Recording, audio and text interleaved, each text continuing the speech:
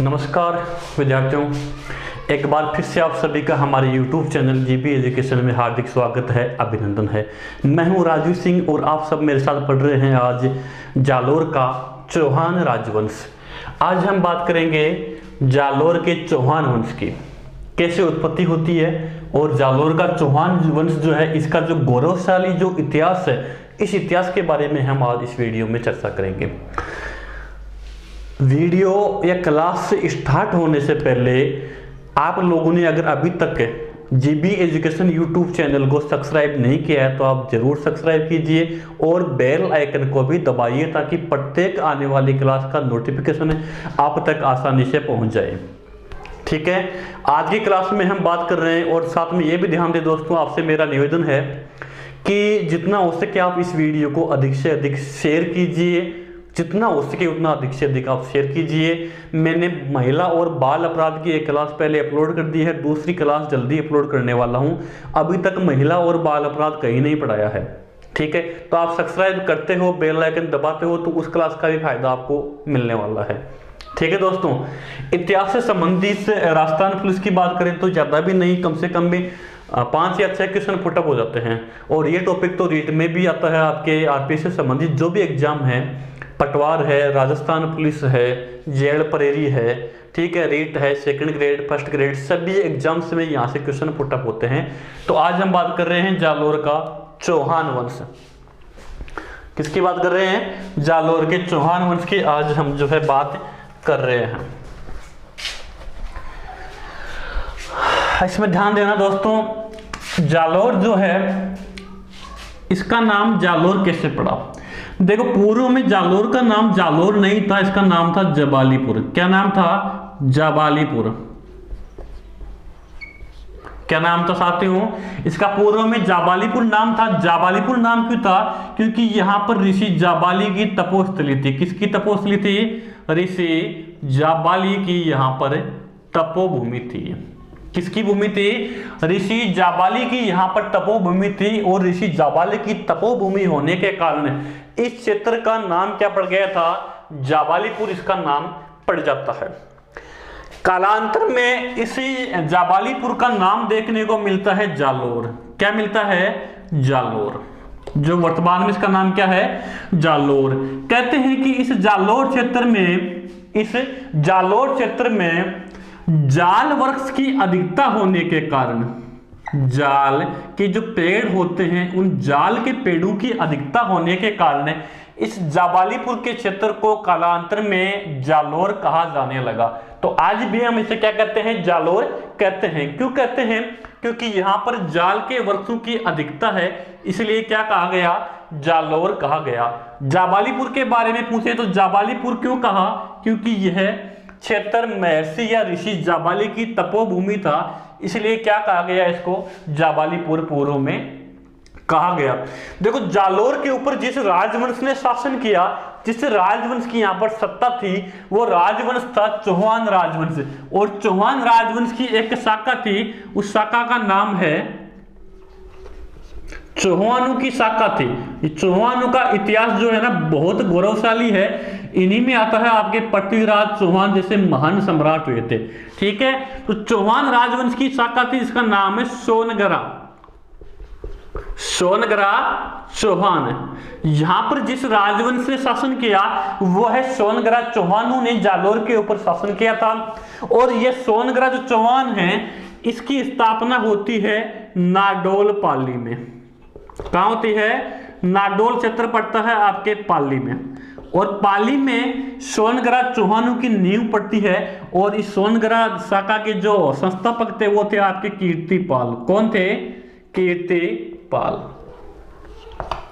कीर्तिपाल ने लगभग 1182 ईस्वी में चौहानों की सोनगरा शाखा की स्थापना की थी। कब की थी? लगभग 1112 में। किसने की थी? कीर्तिपाल ने की थी। कहां पर की थी? नाडोल में की थी। नाडोल क्षेत्र पड़ता है वर्तमान पाली में। कहां पड़ता है? पाली में। तो ध्यान दीजिएगा, चौहानों की सोनगरा शाखा के प्रवर्तक या संस्थापक अगर पूछ लेते हैं आपसे तो कौन होंगे? कीर्तिपाल होंगे। कौन होंगे? इनके पिता का नाम था अल्हड़। क्या नाम था? अल्लड़ इनके पिता का नाम मिलता है। ठीक है, तो इन्होंने यानी कीर्तिपाल ने जालोर के सोनग्रा चौहानों की वंश की जो शाखा की जो है स्थापना की थी। इसी कीर्तिपाल को मुहणोत नैण सिंह ने, किसकी बात कर रहा हूं, मुहणोत नैण सिंह ने अपनी पुस्तक मारवाड़ रा प्रगनारी विगत में कीतु एक महान राजा कहा। क्या कहा है, कीतु एक महान राजा, कीतु एक महान राजा। ठीक है, यह बात किसके बारे में कही गई है, कीर्तिपाल के बारे में कही गई है। किसने कही है, तो मुहणोत नैण सिंह ने कही है अपने ग्रंथ मारवाड़ रा प्रगनारी विगत के अंदर। कीर्तिपाल को ये उपाधि देते हैं कौन, मुहणोत नैण सिंह। यहां तक कोई डाउट नहीं है। ठीक है, तो इसका आप एक बार स्क्रीनशॉट ले लीजिए ताकि हम आगे बढ़े इसमें।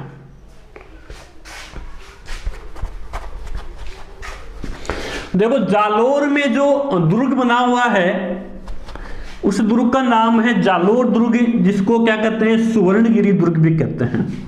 क्या कहते हैं, सुवर्णगिरी दुर्ग भी कहते हैं। इस सुवर्णगिरी दुर्ग का निर्माण करवाया था नागभट्टपट्टम ने। किसने करवाया था, नागभट्टपट्टम ने।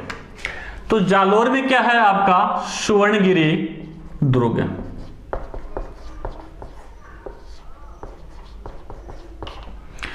इसी सुवर्णगिरी दुर्ग का निर्माण करवाते हैं नागभट्टपट्टम। कौन करवाते हैं, नागभट्टपट्टम करवाते हैं। इसी को कहते हैं जालोर दुर्ग। क्या कहते हैं, जालोर दुर्ग या जालोर का किला। दो चीजें हैं, एक है सुवर्णगिरी जो कहते हैं जैसलमेर के किले को, एक है सुवर्णगिरी। सु आ जाए तो क्या होगा, जालोर, और स आ जाए तो क्या होगा, जैसलमेर। यह भी आपको यहां पे ध्यान में रखना होगा। ठीक है साथियों, जालोर में जिस राजवंश ने शासन किया वो था आपका सोनग्रा चौहान, यानी सोनग्राओं की राजधानी था क्या, जालोर।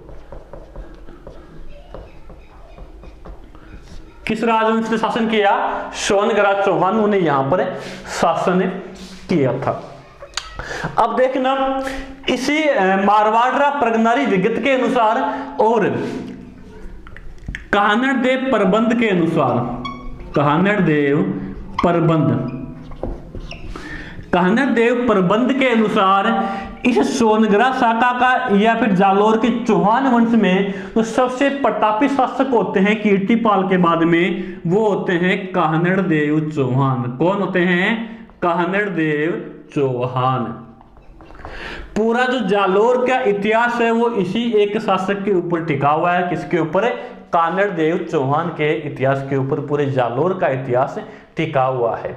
ठीक है, तो कानड़देव प्रबंध में, इस कानड़देव प्रबंध की रचना की थी पद्मनाभ ने। किसने की थी, पद्मनाभ ने इसकी रचना की थी। तो कानड़देव प्रबंध जो है जालोर के चौहान वंश के एक प्रतापी, एक सबसे जो महान शासक होते हैं, सबसे प्रतापी जो वीर योद्धा यहाँ पर हुए थे वो कौन थे, कानड़देव चौहान हुए थे। ठीक है दोस्तों, यहां पे ध्यान देने वाली बात है, जब हम बात करेंगे, देखना, जब कानड़देव चौहान यहाँ के शासक बनते हैं, कौन बनते हैं, कानड़देव, ये यहाँ के शासक बनते हैं जालोर के 1305 में। कब बने, 1305 में बने। 1311 में अलाउद्दीन खिलजी की सेना से युद्ध करते हुए मृत्यु को या वीर गति को प्राप्त हो जाते हैं। तो कानड़देव चौहान का जो शासन काल है वो 1305 से 1311 तक है। अब थोड़ा सा हम ध्यान देंगे कि भाई उस समय दिल्ली में क्या हो रहा था, दिल्ली के हालचाल कैसे थे, दिल्ली की हवा कैसी थी। अब जैसा अरविंद केजरीवाल दिल्ली में आजकल हैं, वैसे उस समय दिल्ली में कौन थे। तो हम अगर दिल्ली की बात कर ले एक बार, तो देखना ये आपकी है दिल्ली सल्तनत, सल्तनत काल की बात कर रहे हैं। इस समय दिल्ली के सुल्तान थे अलाउद्दीन खिलजी। कौन थे साथियों, इस समय दिल्ली के सुल्तान थे आपके अलाउद्दीन खिलजी। और अलाउद्दीन खिलजी का शासन काल है 1296 से 1316 ईस्वी। कब से कब तक है, 1296 से 1316 ईस्वी तक। यानी कह सकते हैं कि कानरदेव चौहान जो है वो अलाउद्दीन खिलजी के समकालीन शासक थे। किसके समकालीन थे? अलाउद्दीन खिलजी के समकालीन शासक थे। अब अगर इस अलाउद्दीन खिलजी की बात करें तो ये एक महत्वाकांक्षी शासक था। अलाउद्दीन कैसा शासक था? एक महत्वाकांक्षी राजा था अलाउद्दीन, एक महत्वाकांक्षी सुल्तान था। और उस समय अलाउद्दीन ने 1305 के लमसम की बात कर रहा हूं, उस समय अलाउद्दीन खिलजी ने लगभग पूरे उत्तरी भारत के ऊपर सल्तनत का या अपनी सल्तनत जो है स्थापित कर ली थी। यानी पूरे उत्तर नॉर्थ इंडिया के अंदर अपना आधिपत्य स्थापित कर लेता है कौन? अलाउद्दीन खिलजी। अब अलाउद्दीन खिलजी की नजरें टिकी हुई थी दक्षिणी भारत के ऊपर। कह सकते हैं कि मालवा और गुजरात के ऊपर अलाउद्दीन खिलजी की इस समय नजरें टिकी हुई थी। कब? 1305 के आसपास। लेकिन समस्या क्या थी? अगर दक्षिणी भारत को जीतना है तो बीच में क्या पड़ेगा? राजपूताना पड़ेगा। क्या पड़ेगा? राजपूताना पड़ेगा। राजपूताना के कुछ महत्वपूर्ण दुर्ग हैं जिनको जीतना नामुमकिन था, जो अपने आप में अजय दुर्ग थे। और वहां की संगठित एक सेना थी जिनमें चित्तौड़ किला शामिल है, रणथंभौर दुर्ग शामिल है, जालोर जो किला शामिल है। इसी में आपका आता है कौन सा? सिवाना दुर्ग इसमें शामिल है। अलाउद्दीन खिलजी के सामने राजपूताना बड़ी समस्या थी। 1305 से पहले अलाउद्दीन खिलजी ने राजस्थान के ऊपर 2 आक्रमण कर चुका है। एक तो 1301 में ये कर चुका रणथंभौर में, यानी कि यहां की समस्या को तो इसने क्या कर दिया? हल कर दिया। दूसरा इसने किया 1303 में, कहां पर है? चित्तौड़ में। तो 2 को तो इसने सल्टा दिया। किसने? अलाउद्दीन खिलजी ने। रणथंभौर को और किसको? चित्तौड़गढ़ को इसने सल्टा दिया भाई। अब इसके सामने जो मोटी चुनौती थी वो कौन थी? जालोर किला। और हुआ भी ऐसे ही। हुआ भी क्या? यही कि सबसे मोटी चुनौती, सबसे भयंकर चुनौती सामने कौन सी आई? कानरदेव चौहान। क्योंकि राजपूत था और बड़ा स्वाभिमानी था ही। ठीक है, अब हम बात करेंगे इस सिलसिले की आगे क्या होता है क्या नहीं होता है वो। तब तक आप इसका स्क्रीनशॉट ले लीजिए।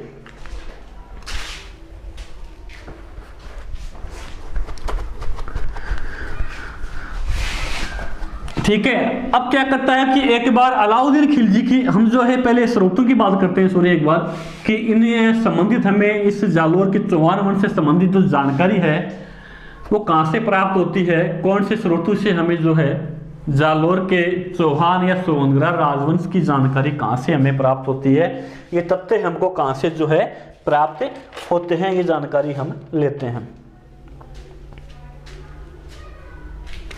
ठीक है, तो हम देखते हैं जानकारी के स्रोत। पहले ध्यान दीजिएगा आप ही।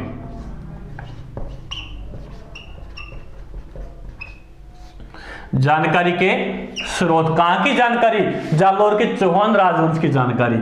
इसमें कुछ पुस्तकें हैं जो मैं आपको पहले बता देता हूं। पहली पुस्तक का नाम यहां पे आएगा मुहणोत नैणसीरी ख्यात। यहां से अपने को जानकारी मिलती है। मुहणोत नैणसीरी ख्यात। इसके लेखक सबको पता है कौन थे? मुहणोत नैणसी थे।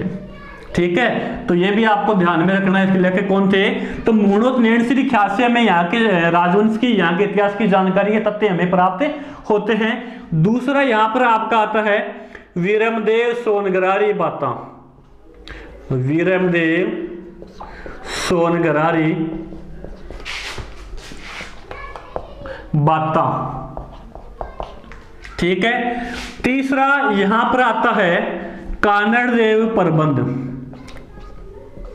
कानड़देव प्रबंध। कानड़देव प्रबंध। इन दोनों के लेखक हैं पद्मनाभ। कौन है? पद्मनाभ। कौन है? पद्मनाभ। किन दोनों के? वीरमदेव सोनगरारी बाता और कानड़देव प्रबंध। बहुत महत्वपूर्ण है कानड़देव प्रबंध। इसके लेखक कौन है आपको ध्यान में रखना है? पद्मनाभ इसके लेखक हैं। और इससे सर्वाधिक जानकारी, सर्वाधिक सटीक जानकारी किससे प्राप्त होती है? जालोर के इतिहास की कानड़देव प्रबंध से प्राप्त होती है। तो वीरमदेव सोनगरारी बाता और कानड़देव प्रबंध के जो लेखक है वो कौन है? वो है आपके पद्मनाभ। इसके बारे में आता है अमीर खुसरो। और अमीर खुसरो की एक पुस्तक है जिसका नाम है जो चित्तौड़ किले के आक्रमण के दौरान अलाउद्दीन खिलजी के साथ में कौन सा इतिहासकार था? अमीर खुसरो। कई बार यहां से क्वेश्चन फुटअप हो चुका है। तो अमीर खुसरो की पुस्तक का नाम था खजाइन उल फतूह है। ये किसकी है? ये है आपकी अमीर खुसरो की। इसके अलावा लिखी है एक इतिहासकार हुआ है फरिश्ता, बहुत ही रोमांटिक है ये फरिश्ता, ठीक है। तो फरिश्ता ने लिखी है तारिख ए फरिश्ता, तारिख ए फरिश्ता। ये किसने लिखी है? ये लिखी है आपके फरिश्ता ने, लगभग 1610 में, ठीक है। तो 4 हैं आपके पास में, 5 पुस्तकें हैं। मुनोद नैन श्री ख्यात, यहां से अपने को जानकारी प्राप्त होती है। विरमदेव सोनगरारी बाता, कानड़ देव प्रबंध जो पद्मनाभ ने लिखा है, और अमीर खुसरो से प्राप्त होती है। फरिश्ता से हमको जानकारी प्राप्त होती है। चौहान जो राजवंश है जालोर का, उसकी जानकारी प्राप्त करने के स्रोत क्या क्या हैं आपसे पूछ सकता है, या इनमें से कौन सा नहीं है, इस प्रकार का आपको क्वेश्चन दे सकता है। तो आपको कंफ्यूज नहीं होना है, ये सारे स्रोत हैं। महत्वपूर्ण इनमें होगा कानड़ देव प्रबंध, ठीक है। तो इसका आप स्क्रीनशॉट ले लीजिए, फिर हम आगे चर्चा करते हैं इसके इतिहास के बारे में।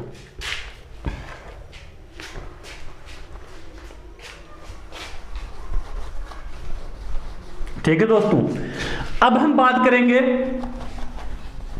फरिश्ता के बारे में। बताएं तो देखो, फरिश्ता तो यह कहता है कि भाई जालोर का जो शासक था कानड़ देव प्रबंध बहुत निडर शासक था, और किसी मामले को लेकर उधर अलाउद्दीन खिलजी जो है एक महत्वाकांक्षी राजा था। दोनों के मध्य जो है अनबन हो जाती है रास्ते को लेकर के। गुजरात जाने के लिए सेना जा रही थी, तो इसने मना कर दिया था कानड़ देव प्रबंध ने, और इस प्रकार 1311 में यहां पर आक्रमण कर देता है कौन? अलाउद्दीन खिलजी। और विरमदेव सोनगरा तथा कानड़ देव दोनों ने क्या किया? केसरिया किया तथा महिलाओं ने यहां पर जोर किया। यह जानकारी बताता है कौन? फरिश्ता। लेकिन मुनोद नैन सी कुछ अलग ही बताते हैं। नैन सी जी क्या बताते हैं? अपन बात करेंगे नैन सी के अनुसार।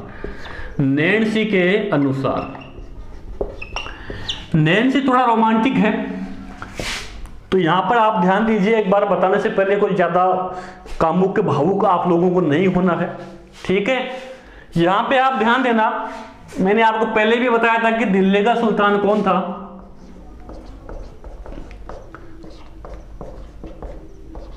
अलाउद्दीन खिलजी। कौन था भाई? अलाउद्दीन खिलजी। अब इधर देखना, ये अलाउद्दीन खिलजी है ना, इसकी पुत्री थी एक जिसका नाम है फिरोजा। फिरोजा। इधर कानड़ देव के भी एक पुत्र था, राजकुमार था, जिसका नाम है विरमदेव। विरमदेव सोनगरा। अब बात यहीं पर जाकर अड़ जाती है सारी। कहां पर है? फिरोजा और विरमदेव के ऊपर जाकर बात अड़ जाती है। सारी कहानी इन्हीं दोनों के ऊपर रचित है, इन्हीं दोनों के लिए युद्ध होता है, और इन्हीं दोनों के चक्र में क्या हो जाता है? साक्य संपन्न हो जाते हैं, जोहर संपन्न हो जाते हैं, केसरिया तक हो जाता है। किन दो के चक्कर में? विरमदेव और फिरोजा के चक्कर में क्या क्या हो जाता है? यहां पर भयंकर युद्ध हो जाता है, एक इतिहास बन जाता है इन दोनों के चक्कर में। कैसे बन जाता है तो मैं आपको बताता हूं, थोड़ा आप यहां पर ध्यान देना। ये बात है 1305 ईस्वी की। अब देखना, अलाउद्दीन जो खिलजी है ये एक महत्वाकांक्षी शासक था, और इसने क्या किया? गुजरात के ऊपर आक्रमण करने की योजना बनाई। कहां पर है? गुजरात के ऊपर। अब गुजरात की सीमा के ऊपर आप थोड़ा ध्यान देना, यहां पर ये दुर्ग है आपका जालोर दुर्ग। कौन सा दुर्ग है? जालोर। जालोर दुर्ग से थोड़ी दूर एक दुर्ग है बाड़मेर में, जिसका नाम है सिवाना दुर्ग। कौन सा दुर्ग है? सिवाना दुर्ग। बस सिवाना दुर्ग को जालोर किले की कुंजी भी कहते हैं। क्या कहते हैं? जालोर किले की कुंजी भी कहते हैं। और इसी सिवाना दुर्ग को मारवाड़ के शासकों की संकटकालीन राजधानी या शरणस्थली भी कहा जाता है, ठीक है। अब दोनों विकट समस्या थी किसके सामने? अलाउद्दीन खिलजी के सामने। गुजरात जाना चाहता है, अब पहले होता क्या था कि भाई कोई भी सेना अगर किसी राज्य से होकर जाती है तो बाप का राज तोड़ा है, परमिशन तो लेनी पड़ेगी, नहीं लेनी पड़ेगी। अलाउद्दीन खिलजी आता है, कानर देव चौहान के पास में अपना एक सेनापति भेजता है कि भाई हमें आप रास्ता दीजिए, हम गुजरात की ओर कूच करना चाहते हैं, गुजरात के ऊपर हमारी सेना लेकर हम आक्रमण करना चाहते हैं, तो आप जो है हमें जाने की जो है परमिशन दीजिए। इसमें क्या हुआ कि कानर देव चौहान ने परमिशन देने के लिए इनकार कर दिया, बोला भाई ना। बोला क्यों? कि तू तो बिल्कुल ही खत्म पीस है। बोला खत्म पीस किया शुरू में? कि तू खत्म पीस यहाँ जो है 1301 में तू आक्रमण कर दियो रणथंभौर पर, खड़े कर दियो रणथंभौर पर। 1303 में तू आक्रमण कर दियो चित्तौड़ के ऊपर, चित्तौड़ के ऊपर। इस जगह तेरा चक्रा मार कहीं होगो जलजोर होगो, तेरा चक्रा मार अग्निजोर होगो। इस जगह सारा तू आक्रमण कहां के लिए करो? पद्मिनी के लिए। कहां के लिए करो? पद्मिनी के लिए। यानी तो दूसरों की लुगाइयों के पीछे भागता फिरता है, तेरे को मैं रास्ता कैसे दे दूं? तू तो आदमी ढंग का नहीं है, तू तो आदमी लखन का ही नहीं है, 1 रुपए का आदमी नहीं है तू, तेरे को मैं नहीं जाने दूंगा। कौन कहता है? कानर देव चौहान ये बात कहता है। बोला ऐसी बात? तो बोला हाँ ठीक है, तेरे को बाद में देखते हैं। ऐसा करके यहां से चला जाता है कौन? अलाउद्दीन खिलजी। अलाउद्दीन खिलजी दिल्ली चला गया और उसने अपनी सेना दूसरे किसी रास्ते से भेज दी। कहां के लिए? गुजरात के लिए। अब गुजरात को जीत करके जब अलाउद्दीन खिलजी की सेना वापस लौट रही थी, कहां के लिए? दिल्ली की ओर जब वापस लौट रही थी, उस समय उसकी सेना का जो नेतृत्व कर रहा था, अलाउद्दीन खिलजी की सेना का नेतृत्व है वो कर रहा था उल मुल्क मुल्तानी। कौन कर रहा था? उल मुल्क मुल्तानी। सल्तनत काल का मतलब सुल्तानी, उसका सेनापति कौन था? मुल्तानी। तो ध्यान रखना सेनापति कौन था अलाउद्दीन का उस समय? उल मुल्क मुल्तानी। कब की बात कर रहा हूं? 1305 की। गुजरात विजय कर लिया अलाउद्दीन खिलजी ने, और सेना किधर से आ रही है? जालोर से होते हुए आ रही है। जब इस बात का पता लगता है कानर देव चौहान को, तो कानर देव चौहान ने अपनी सेना लेकर के इसका सामना करने चला गया। किसका? उल मुल्क मुल्तानी का। कि भाई आजा। अब हुआ क्या कि सोमनाथ मंदिर को लूट करके आ रहा था, शिव जी की एक प्रतिमा लेकर के आ रहा था सोने की। कौन है? ये मुल्तानी। अब जैसे युद्ध होता है कानर देव चौहान और मुल्तानी के मध्य, दोनों सेनाओं में भयंकर युद्ध होता है। और इस युद्ध में यहां से जालोर से पीछे भागना पड़ता है, दिल्ली की ओर भाग जाता है कौन? उल मुल्क मुल्तानी।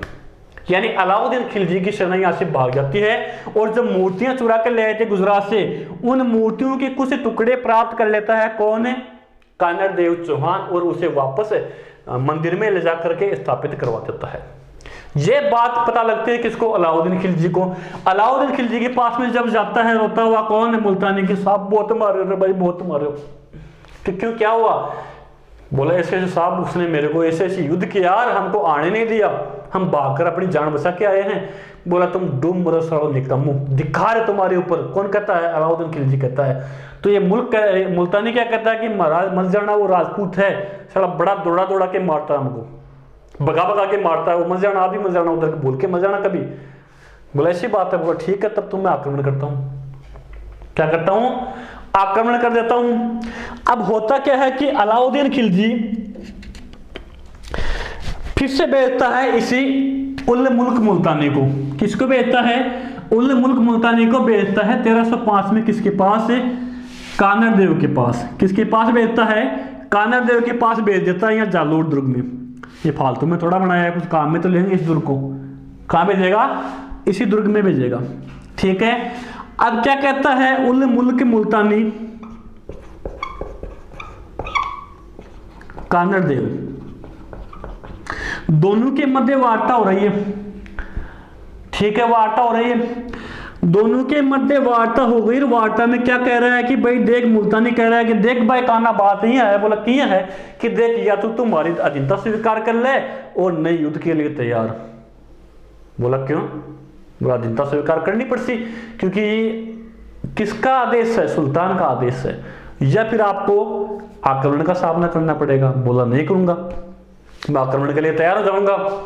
तो बोलता है मान जाओ कानड़ देव जी, मुझे नहीं लगता कि अलाउद्दीन शहंशाह है, सुल्तान है, और अलाउद्दीन खिलजी के मुकाबले राजपूताने में कोई भी शासक नहीं है। उकसा रहा है किसको? कानड़ देव को। कौन है? मुल्तानी। कि उकसा यार लड़ाई कर ले। बोला क्या बोला रे? कि बोला सही बोल रहा हूँ। फिर बोला राजपूताने में हमारे मुकाबले कोई शासक नहीं है। कि बोला महाराज रुक जाए, एक बार बात कर सकते हैं। ठीक है साहब, पहले बात कर लेते हैं। तो बात क्या हुई? दोनों के मध्य समझौता होता है।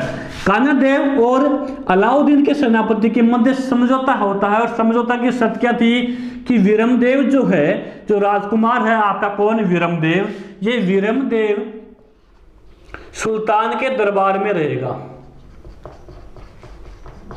यानी अलाउद्दीन खिलजी के दरबार में कौन रहेगा? कानड़ देव चौहान का पुत्र वीरमदेव सोनगरा रहेगा।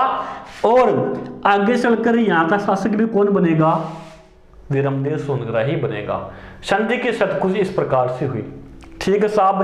अब कानड़ देव ने भी आदेश दे दिया किसको? वीरमदेव को, कि आप चले जाओ कहां? दिल्ली। बेचारा जाना ही था, इसके बाप ने इसको आदेश दिया था, इसके पिताश्री ने आदेश दिया था। तो ये कहां चला गया? यहां से दिल्ली चला जाता है। और उस समय दिल्ली में कौन था? अलाउद्दीन खिलजी था। और दिल्ली में अलाउद्दीन खिलजी की एक पुत्री थी, जिसका नाम क्या था?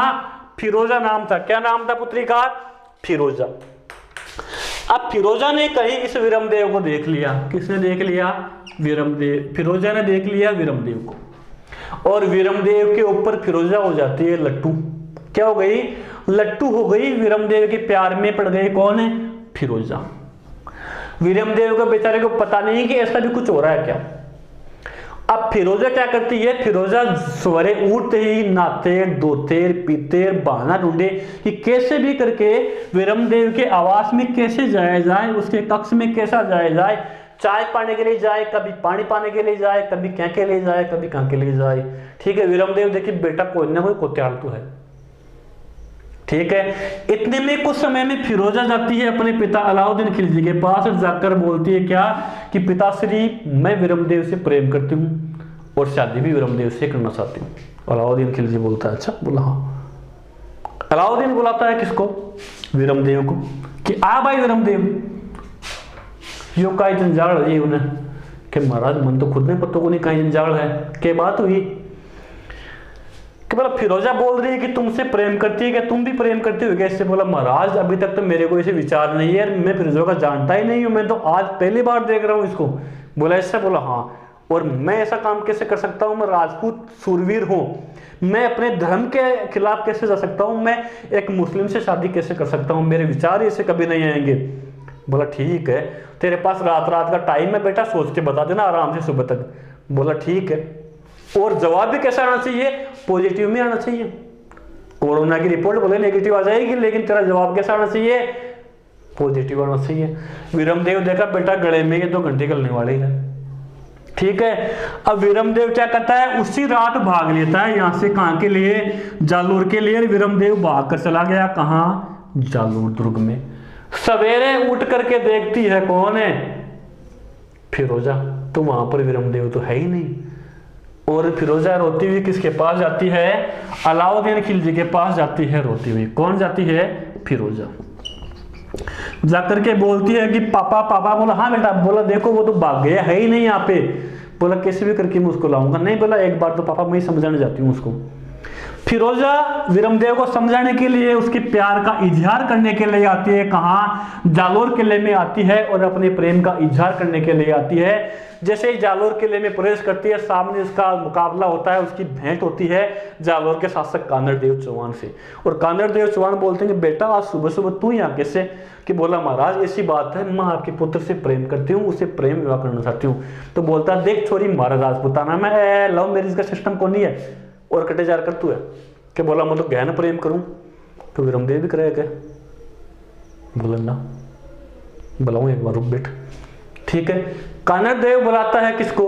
वीरमदेव को। बोला ये क्या जंजाल ले रहा है तू? कि महाराज मैं इससे शादी नहीं करना चाहता, अपने धर्म के खिलाफ है, मन मैं इसको जानता हूँ, आप इसको भी समझा के भेज दीजिए, ठीक रहेगा ये। बोला ठीक है। अब समझा के भेजने की कोशिश करता है कि देखिए पॉसिबल नहीं है, संभव नहीं है, तू जा, कदाचित ही उचित नहीं है, तुम जाओ, तुम्हारी किसी मतलब अपनी जो कास्ट है उसी में जाके आप शादी करो, हम हिंदू जो राजपूत योद्धा सूरवीर है, हम हमारे धर्म के खिलाफ नहीं जा सकते। फिरोजा वापस आते हैं रोती रोती पापा के पास, और पापा कौन है? अलाउद्दीन खिलजी। और सारा इस अलाउद्दीन खिलजी की तो कहानी पूरी खत्म तेरे वैसे भी। कैसे? इसकी लुगाई देखो, चिमना। कौन थी इसकी लुगाई? चिमना। ये मराठा बेगम थी। ये चिमना चिमना चिपाणी चिमनी चिपाणी जा रही थी किसके पास? मोहम्मद शाह के पास। मोहम्मद शाह के पास। यानी चिमनी का चक्कर किसके साथ चल रहा था? मोहम्मद शाह के साथ चल रहा था। अलाउद्दीन जो भाई साहब, अलाउद्दीन जो खुद है ना, ये चक्कर चला रहा था पद्मिनी के साथ, और वहां पर पद्मिनी के चक्कर में क्या कर दिया? हमला करवा दिया, और लगभग 16,000 बेचारे मासूमों की क्या कर दी? निर्मम हत्या करवा दी चित्तौड़ किले में। तो ये भी क्या था? एक तरह से दीवाना, पागल दीवाना जो कहते हैं उसको, वो ये था। ठीक है। अब ऐसी इसकी पुत्री जैसा खानदान, पूरा खानदान खत्म था इसका। तो फिरोजा क्या? वो भी खत्म कहानी उसकी भी। ये किसके पीछे पड़ी हुई थी? विरमदेव के पीछे पड़ी हुई थी। ठीक है। तो विरमदेव इसीलिए वो शादी नहीं करना चाहता। तेरा बैकग्राउंड देख, तू तो ठीक है, लेकिन तेरे फैमिली का बैकग्राउंड देख, तुम सब सारे कैरेक्टर लिया, सो तुमसे शादी करेगा कौन? ठीक है। तो फिरोजा रोती हुई आती है अलाउद्दीन खिलजी के पास में, बोला पापा ऐसी बात है, वो शादी करने के लिए मना कर रहा है, मेरे को कैसे भी विरमदेव से शादी करनी है। इतने में गुस्सा आता है किसको? अलाउद्दीन खिलजी को। बोला बेटा कोई बात नहीं, मैं तुम्हारे पास विरमदेव को लेके आऊंगा, चाहे जिंदा लाऊं चाहे मुर्दा लाऊं। बोला ठीक है, जानते तुम अभी, तो लेके तो आएगा, मेरा बाप है तू। ठीक है। इसी क्रम में क्या हुआ? अलाउद्दीन खिलजी ने, थोड़ा आप इसका स्क्रीनशॉट ले सकते हैं, अभी कहानी चल रही है। अलाउद्दीन खिलजी ने जालोर किले के ऊपर आक्रमण करने के लिए अपने सेनापति, विश्वसनीय सेनापति कमालुद्दीन गुर्ग के नेतृत्व में सेना भेजी। किसके नेतृत्व में सेना भेजता है? कमालुद्दीन गुर्ग के नेतृत्व में सेना भेजता है। गर्मी है भाई, पसीना आ रहा है। ठीक है। यहां से आपके जरूर आपको 1-2 नंबर राजस्थान पुलिस में मिल जाएगा। ठीक है ना, तो आप इसका थोड़ा ध्यान देंगे। ठीक है। और रीट के सिलेबस में भी जालोर दुर्ग है, तो यहाँ से क्वेश्चन पुटअप हो सकता है। ठीक है ना। कला संस्कृति के अंदर जालोर के किले के बारे में पुटअप हो सकता है आपसे क्वेश्चन। तो रीट वाले स्टूडेंट जो बच्चे हैं वो भी ध्यान देंगे। पटवार में भी यहाँ से क्वेश्चन बहुत महत्वपूर्ण है, मतलब जालोर का चौहान वंश है ना, बहुत ही इंपॉर्टेंट है ये। इसीलिए मैंने आज ये टॉपिक लिया। कई बच्चों ने कहा था कि सर जालोर वाला पहले आप करवा दो। ठीक है ना। तो हम बात कर रहे थे आगे। अब अलाउद्दीन खिलजी ने सेना भेजी किसके नेतृत्व में? कमालुद्दीन के नेतृत्व में। कमालुद्दीन गुर्ग। अब कमालुद्दीन गुर्ग जो है ना, इसके सामने समस्या ये थी, क्योंकि जालोर की स्थिति कुछ इस प्रकार से थी। ये यहां पर है आपका जालोर का स्वर्णगिरी दुर्ग या जालोर दुर्ग। जालोर दुर्ग में पहुंचने के लिए सिर्फ एक ही रास्ता है, और उस रास्ते पर यहां पहले क्या पड़ जाएगा? सिवाना का किला।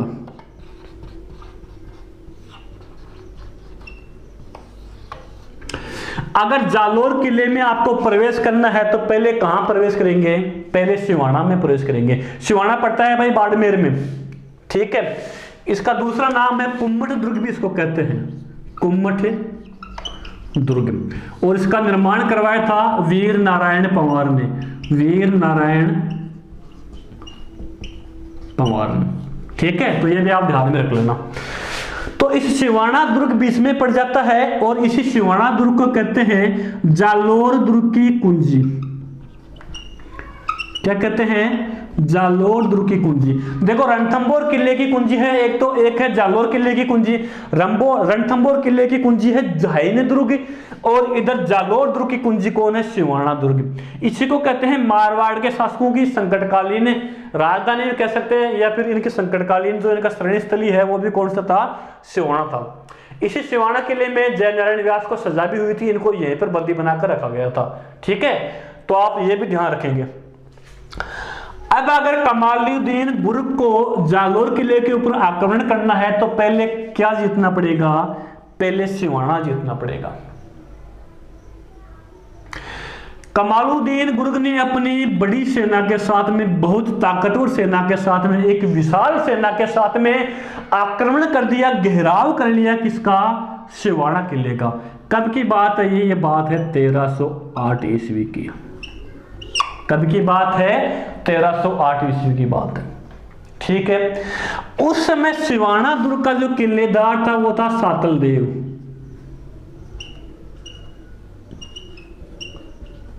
सातल देव चौहान। कौन था? सातल देव चौहान। कोई दिक्कत नहीं है। सातल देव चौहान उस समय सिवाना किले का किलेदार था। ध्यान देना, मैं थोड़ा धीरे इसलिए पढ़ा रहा हूं इस समय। 1308 में आक्रमण करता है कौन? अलाउद्दीन खिलजी का सेनापति। ये क्या था? इसका सेनापति था भाई। ठीक है, और ये शासक कहां का था? दिल्ली का था। आक्रमण कर दिया, घेराव कर लिया। अब दोनों सेनाओं के मध्य देखना यहां पर क्या था कि सिवाना दुर्ग में आसानी से कमालुद्दीन गुर्ग जो है प्रवेश नहीं कर सका था। कई महीनों तक यहां पर घेराव करके रखा था। लेकिन यहीं का एक इसका सैनिक था, एक मतलब किले का द्वारपाल था, जिसका नाम था भावड़ा पंवार। क्या नाम था? भावड़ा पंवार राजपूत था। उस भावड़े पंवार ने क्या कर दी? इस सिवाना के या चौहान राजवंश राजकुल के साथ में गद्दारी कर ली और इस किले का जो गुप्त जो रास्ते हैं, किले की जो गुप्त सूचनाएं हैं, वो किसके पास में पहुंचा दी? कमालुद्दीन गुर्ग के पास में पहुंचा दी। किसने पहुंचाई? भावला राजपूत ने पहुंचाई। ठीक है दोस्तों, अब भावला राजपूत के पास में पहुंचा दी। कमालुद्दीन गुर्ग 1308 में आक्रमण कर देता है सिवाना दुर्ग के ऊपर, और सिवाना दुर्ग में सातल देव चौहान की सेना एक तरफ तो एक तरफ कौन है? कमालुद्दीन गुर्ग की सेना। दोनों सेनाओं के मध्य भयंकर युद्ध होता है। इतना भयंकर युद्ध होता है, कई महीनों तक युद्ध चलता है। और इस युद्ध में सातल देव चौहान के नेतृत्व में वीर योद्धाओं ने केसरिया किया। और सातल देव की रानी, जिसका नाम था मेणादे। क्या नाम था? मेणादे। तो रानी मेणादे के नेतृत्व में राजपूत वीरांगनाओं ने जोर संपन्न किया। जो सिवाना का पहला या एकमात्र जो साका था, ये हुआ था 1308 ईस्वी में। क्या हुआ? साका संपन्न हुआ। साका संपन्न हुआ सिवाना दुर्ग में। कब हुआ? 1308 ईस्वी में। ठीक है, केसरिया किया सातल देव चौहान ने, जोर किया मेणादे के नेतृत्व में। इस प्रकार साका संपन्न होता है और सिवाना के ऊपर अधिकार हो जाता है किसका? अलाउद्दीन खिलजी का। अब अलाउद्दीन खिलजी ने क्या किया? सिवाना दुर्ग का नाम बदल करके इसका नाम कर दिया खैराबाद। क्या नाम कर दिया? खैराबाद। देखो, अलाउद्दीन खिलजी ने जितने भी आक्रमण किए ना दुर्गों के ऊपर, सबका नाम परिवर्तन किया है, केवल रणथंभौर को छोड़ करके। जैसे चित्तौड़ का नाम कर दिया क्या था? खिजराबाद, अपने पुत्र के नाम पर। उसी प्रकार सिवाना का नाम कर देता है खैराबाद। इसी प्रकार जालोर दुर्ग का नाम कर देगा जलालाबाद। ठीक है, तो लगभग सभी का इसने नाम चेंज किया है रणथंभौर को छोड़ के। किस तरह यहां से पुटअप होता है कि सिवाना दुर्ग का नाम क्या कर दिया था जीतने के बाद में? अलाउद्दीन खिलजी ने खैराबाद कर दिया था। तो ये भी आपको ध्यान में रखना है। सिवाना के ऊपर अधिकार हो गया। अब जालोर किले को जीतना इतना मुश्किल नहीं था किसके लिए? अलाउद्दीन खिलजी के लिए। आ गया, सिवाना के ऊपर अधिकार हो गया। अब कुछ दिनों बाद में 1311 ईस्वी में, क्योंकि अब तो पास में आ गया अलाउद्दीन, नजदीक इसकी छाती के ऊपर बैठा है। यहाँ पर कहां पर? सिवाना में बैठा है। अब पास में रहता तो डर भी रहता है कि भाई पता नहीं कब आक्रमण कर दे, क्योंकि एक जो कुंजी थी, जो चाबी थी ताले की, वो उसके पास हाथ लग गई, इसको कभी भी ताला खोल सकता है। तो ये ठीक है ना। तो 1311 ईस्वी में अलाउद्दीन खिलजी की सेना ने कमालुद्दीन गुर्ग के नेतृत्व में क्या किया? जालोर किले की जो है घेराबंदी कर ली। क्या कर ली? जालोर किले की घेराबंदी कर ली। कब कर ली? 1311 ईस्वी में कर ली। अब देखो, ये आसानी से इस किले में प्रवेश नहीं कर पाती है अलाउद्दीन खिलजी की सेना। अब इस किले में प्रवेश करने के लिए एक रास्ता निकलता था, गुप्त रास्ता, गुफा के माध्यम से या सुरंग के माध्यम से। किसके माध्यम से? एक गुप्त सुरंग थी, उसके माध्यम से करीब 8-10 किलोमीटर दूर जाकर के एक सुरंग निकलती है, जिससे कि राजपूत परिवार विकट समय में इस किले से बाहर आसानी से निकल पाए। इसलिए ऐसे सुरंगों का निर्माण होता है। इन गुप्त रास्तों का पता किसी को होता भी नहीं, केवल किले के जो अंदर के सैनिक होते हैं, कुछ विश्वसनीय सेनापति होते हैं, उन्हीं को इन रास्तों का पता होता है, राज परिवार के अलावा। अब क्या होता है कि भाई देखो, एक कहावत चलती है यहां पर, आप देख कहावत कौन सी है? राई का भाव रात ही गया। रात ही गया। यानी राई का भाव रात ही गया। क्यों गया? देखो सुरंग के ऊपर अगर आप अपन राई के दाने बखेरते हैं, राई के बीज डालते हैं सुरंग के ऊपर, तो सुरंग क्या होती है, जमीन वहां से बिल्कुल थोथी होती है, थोथली होती है कि नहीं होती है, बुली होती है बिल्कुल। वहां पर अगर राई के दाने अपन फेंकते हैं तो वहां पर राई क्या होती है, एक ही रात में उग जाती है। तो आसानी से पता लगा सकते हैं कि भाई यहाँ पर कोई ना कोई सुरंग या रास्ता बना हुआ है। तो यहाँ पर क्या किया कान्हा देव ने, रात की रात ही पूरे राज्य की जो है, पूरे जालोर की राई के भाव बढ़ा करके राई को खरीदकर जालोर किले में सुरक्षित रखवा दिया। इसीलिए कहावत है, सुबह कोई गया मेरे जैसे उठ के, भाई राई पड़ी है, राई लेनी है क्या, राई का भाव तो भाई रात ही गया, अब कटे राई का भाव है। ठीक है, तो ऐसा था। अब सुरंग का पता जब लग गया, नहीं लग पाया, तो क्या किया कमालुद्दीन गुर्ग ने इसके एक विश्वसनीय सेनापति जिसका नाम था दहिया बिक्का, क्या नाम था, दहिया बिक्का, इस दहिया बिक्का को लालच दे दिया, इसको कुछ स्वर्ण मुद्राएं दे दी, और दहिया बिक्का जो है स्वर्ण मुद्राओं के लालच में आकर बिक जाता है। दहिया बिक्का बिक जाता है, अपने स्वाभिमान को बेच देता है, अपने ईमान अपने धर्म को बेच देता है, बिल्कुल ही कमीना साला है।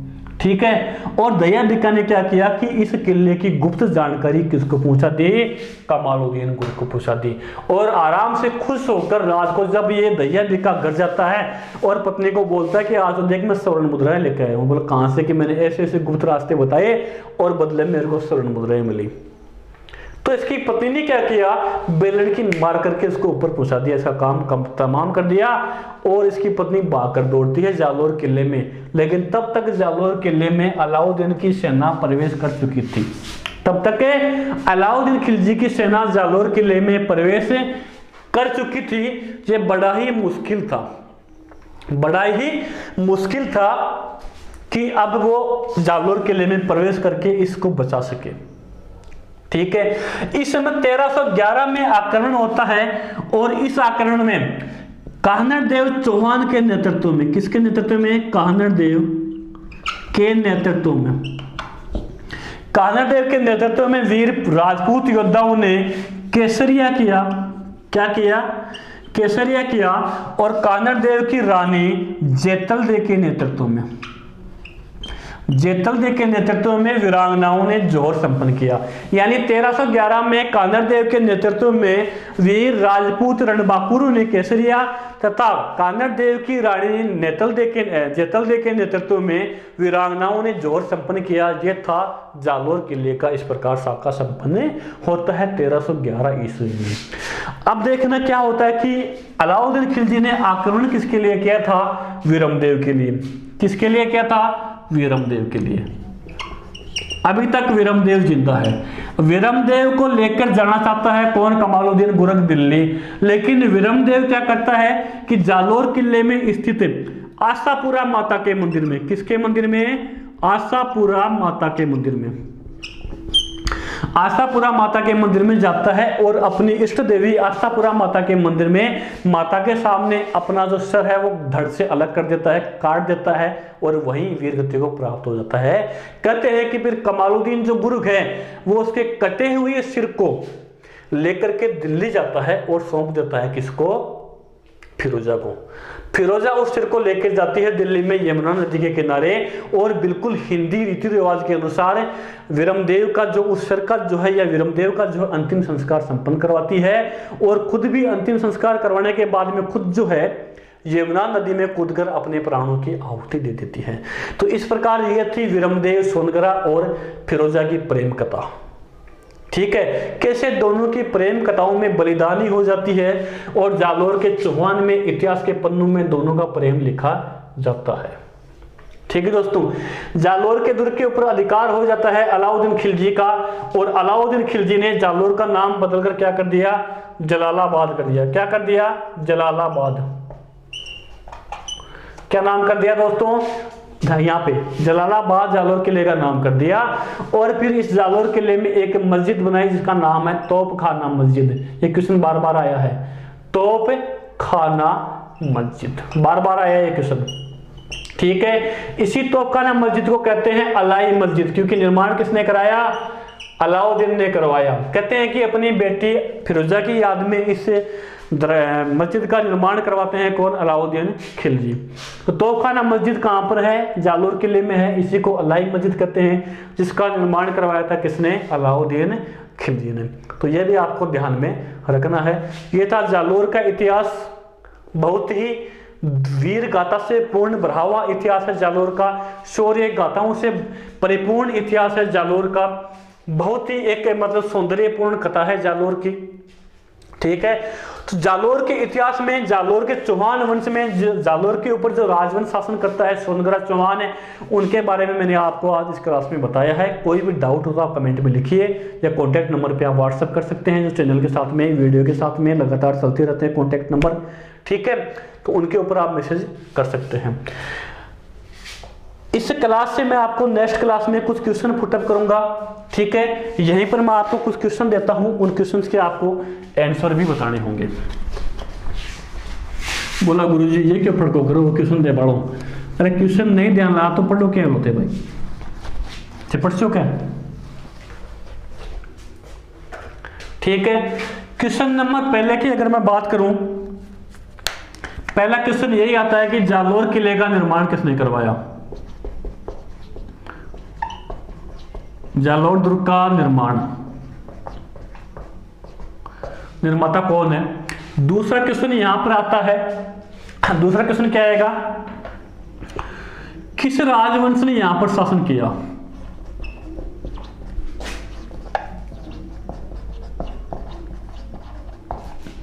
किस राजवंश ने जालोर में शासन किया? तीसरा महत्वपूर्ण क्वेश्चन है,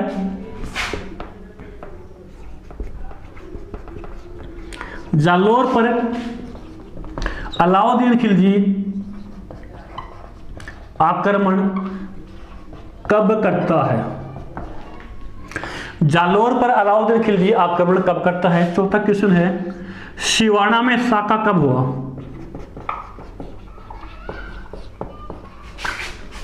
साका कब हुआ? सिवाड़ा में साका कब संपन्न होता है? इसके अलावा एक क्वेश्चन है आपके, तोपखाना मस्जिद कहां है? तोपखाना मस्जिद कौन सी मस्जिद है? तोपखाना मस्जिद कहां पर है? ठीक है दोस्तों, तो इन क्वेश्चंस के बारे में आपको बताना है। तीसरा, काहनड़ देव प्रबंध के काहनड़ प्रबंध के लेखक या रचयिता, ये बहुत ही महत्वपूर्ण क्वेश्चन है भाई, कानड़ देव प्रबंध वाला। ठीक है ना, तो कानड़ देव प्रबंध के लेखक कौन है? जालोर दुर्ग का निर्माता कौन है? तोपखाना मस्जिद का निर्माण किसने करवाया और कहां पर है? किस राजवंश ने, किस वंश ने या चौहानों की किस शाखा ने जालोर पर शासन किया? जालोर पर अलाउद्दीन खिलजी ने आक्रमण कब किया? ठीक है, सिवाड़ा दुर्ग में शाखा कब संपन्न हुआ था और किसके नेतृत्व में शाखा संपन्न होता है, वो भी आपको यहाँ पर बताना है। ठीक है, अगर आपको ये क्लास पसंद आई है तो आप लाइक करें, इस वीडियो का आप अधिक से अधिक शेयर करें और जीबी एजुकेशन हमारे यूट्यूब चैनल को प्लीज आप सब्सक्राइब जरूर कीजिए। सब्सक्राइब आप करेंगे तो आपके पास नोटिफिकेशन आएगा। महिला एवं बाल अपराध की द्वितीय जो क्लास है, सेकंड जो क्लास है, वो भी जल्दी आपके सामने लेकर मैं उपस्थित हो रहा हूँ और प्रतिदिन अब आपके साथ में यह साप्ताहिक जो है करंट की क्लास भी होने वाली है। जय हिंद, जय भारत, धन्यवाद।